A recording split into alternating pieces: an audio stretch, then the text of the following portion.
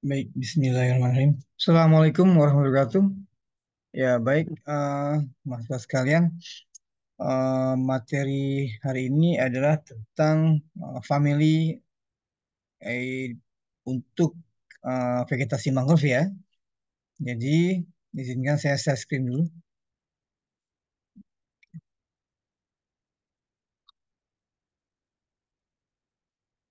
Ya, baik. Jadi, untuk pertemuan berikutnya ini kita akan mempelajari beberapa spesies untuk vegetasi mangrove karena memang di Riau pun cukup banyak ya beberapa kawasan pesisir seperti di Meranti ya Selat Panjang, kemudian ada di Bengkalis, Dumai gitu ya di Rohil. Itu tepi pantainya atau kawasan antara laut dengan daratannya itu banyak ditumbuhi oleh vegetasi mangrove. Nah, ini perlu diketahui tentunya oleh mahasiswa. Baik. Nah, apa itu mangrove? Ini singkat saja ya. Nanti bisa Anda pelajari lebih lanjut di ekologi, mata kuliah ekologi.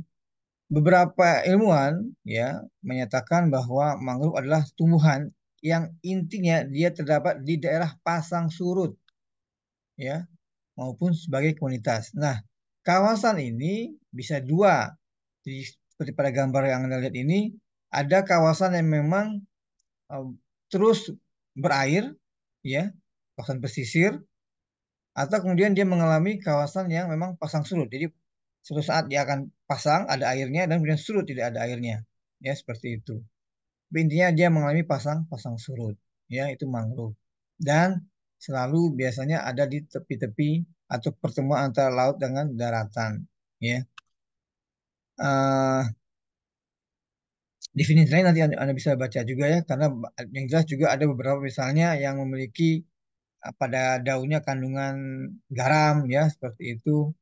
Kemudian berada di kawasan tropis ataupun subtropis, jadi tidak ada di kawasan yang lain. Jadi kalau kita lihat pembagian iklim, ya di bumi ini ada empat kan demikian, ada tropis, subtropis, sedang dan dingin kan demikian. Nah, mangrove itu hanya hidup di kawasan pasang surut di daerah tropis dan subtropis, ya termasuk Indonesia.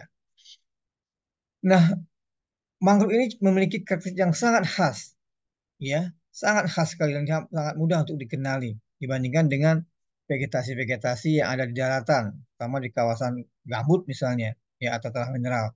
Karena memang secara genus, ya family juga nggak terlalu banyak, ya termasuk di Riau, ya sehingga mudah untuk dikenali.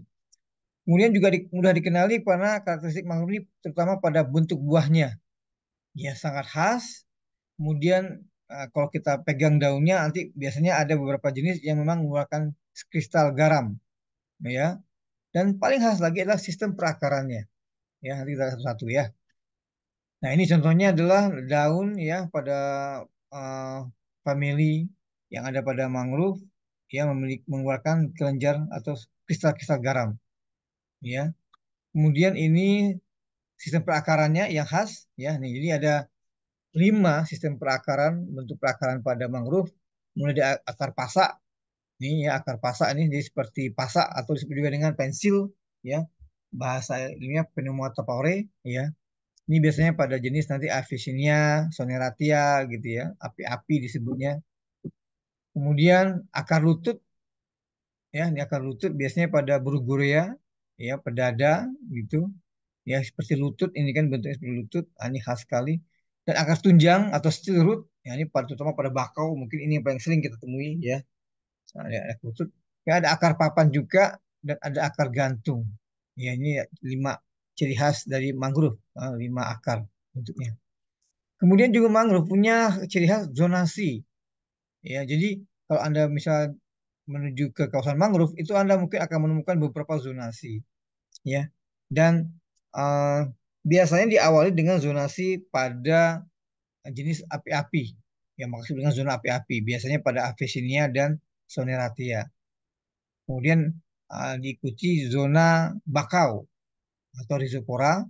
Kemudian makin ke darat itu zona tanjang atau bruguera dan paling darat biasanya zona nipah, nipah fructican. Ya, jadi Walaupun sebenarnya tidak selalu kita temukan keempat zona ini dalam satu kawasan. Mungkin hanya ada dua, ya, maka mungkin hanya ada satu zona, ya, seperti itu. Dan biasanya urutannya seperti ini, ya. Jadi satu satu satu zonasi mungkin nanti akan ditumbuhi oleh Avicennia ataupun Sonetaratia dengan beberapa tegakan, ya, yang rapat gitu, ya. Kemudian nanti ada zonasi rhizopora gitu, ya, bakau-bakauan, ini zona Bruguera dan seterusnya. Dan yang menariknya adalah pada mangrove ini tidak ada bercampur. Jadi kalau pada zona, ya zonanya zona Avicennia saja. Tidak ada nanti di zona Avicennia itu ada bakau, yang nggak ada. Ya, termasuk bisa di bakau. Tidak ada di dalam bakau itu, nanti di antara tegakan bakau itu ada zona Avicennia misalnya. Ya, nggak ada. Jadi memang ciri khas seperti itu. Nah, ini beberapa family, ya, pada kawasan mangrove. Jadi mulai dari Avicenniaceae, ini nama familinya. Yang kedua ada Rhizoporaceae, kemudian ada Combreteaceae, Soneratiaceae, dan Palmae. Ya, ini family-family yang ada pada kawasan mangrove. Ya, silahkan diingat-ingat, ya. Ini contoh salah satu uh, untuk family dari Rhizoporaceae, genusnya atau spesies dari Rhizopora apiculata. Mungkin untuk mengingat kembali urutan taksunnya, ya.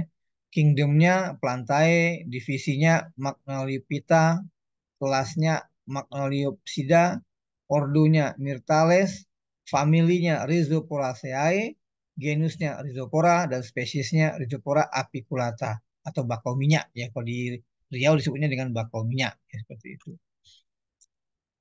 Kemudian ciri khas juga untuk bakau minyak ini biasanya dia berakar tunggang atau dikenali steel root, ya, steel root. Nah, ini bisa mencapai tingginya 5 meter akarnya ini. Pohonnya juga kalau sudah dewasa sangat tinggi, ya, bisa mencapai 30 meter dengan diameter batang bisa 50 cm. Dan biasanya kalau bakau atau aris api kuat ini kulitnya berwarna abu-abu atau tua, ya, abu tua seperti itu. Kemudian, ya, ciri khas bakau atau rhizoporaceae adalah nih, bijinya atau buahnya memanjang. Ya, bijinya atau buahnya memanjang, ya, seperti itu, antara 2 hingga 3 cm, yang dikenal dengan hipoktil silindris, berbentuk silinder, ya. Nah, ini beberapa cara pengenalan jenis tanaman untuk mangrove, ya. Nah, cara pengenalan mangrove itu bisa dari bentuk pohonnya tadi, ya, bisa bentuk akar yang ada 5 akar tadi, bentuk buahnya memang ciri khas, ya, karena ada yang berbentuk silinder, berbentuk bulat, berbentuk kacang, bahkan ada yang disebut dengan seperti bentuk granat, ya.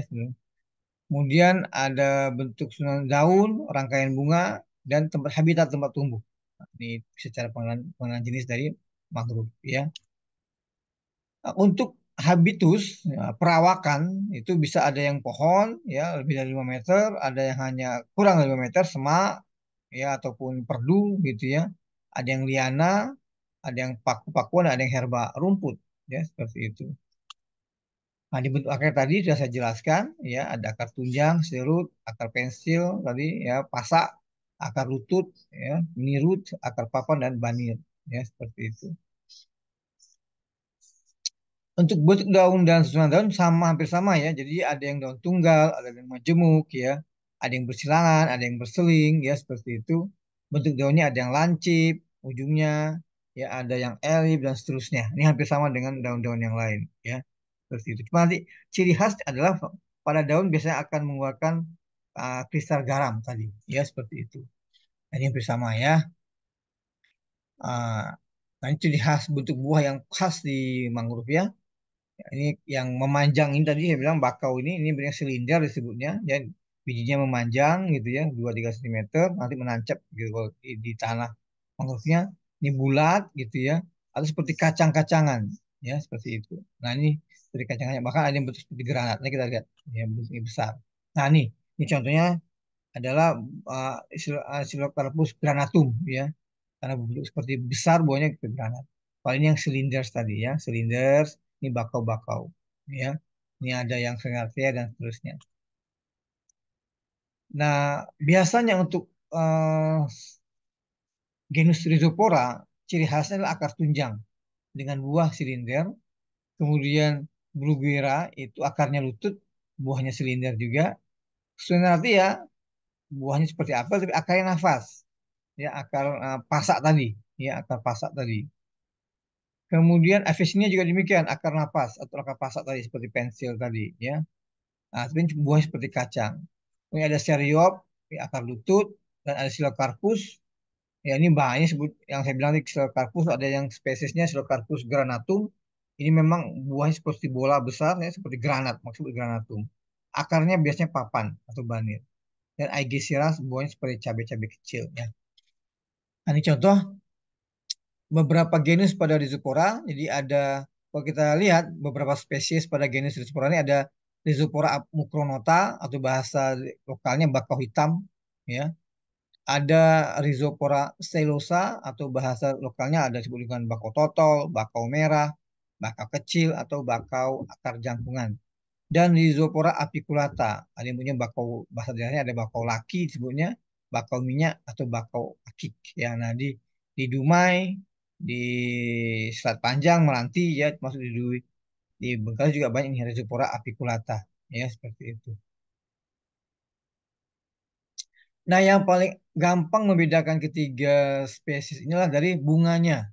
Jadi kalau Anda hitung nanti ketemu bunganya, kalau bunganya cuma dua gitu ya, cuma dua kayak gini nih dua ini ya, ini dua, ya, itu masih apiculata, ya, Rhizopora apiculata. Tapi kalau bunganya 4 hingga 8 itu Mucronata, ya, nih, lihat bunganya ada 4 hingga 8 itu pasti Mucronata, dan lebih dari itu bisa 9 sampai 16 itu Stylosa. Nih. Nah, jadi biasanya paling mudah membedakan genus Rhizopora dari jumlah bunganya, ya, dari jumlah bunganya. Kalau 2 apiculata, kalau 4 sampai 8 Mucronata, dan lebih dari 8, 9 hingga 16 itu Stylosa. Kemudian ada genus Bruguiera, ya. Ada Bruguiera gymnorrhiza atau bahasa lokalnya tancang oranye, ya disebutnya. Kemudian ada Bruguiera parviflora, disebutnya lenggadai, ya.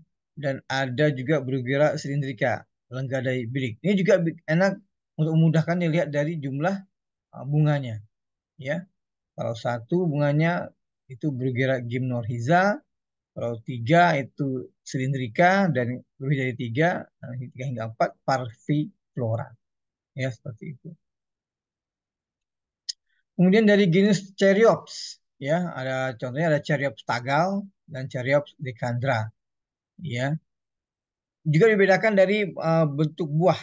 Jadi kalau bentuk buahnya menghadap ke bawah namanya Cheriops tagal atau bahasa ilmiahnya atau bahasa daerahnya tenggar atau tengar, ya. Kalau Cheriops decandra buahnya menghadap ke atas, ya. Nah, bahasa daerahnya di Tanda itu adalah bido-bido atau tinggi, ada palun atau parun, ya, seperti itu, ya.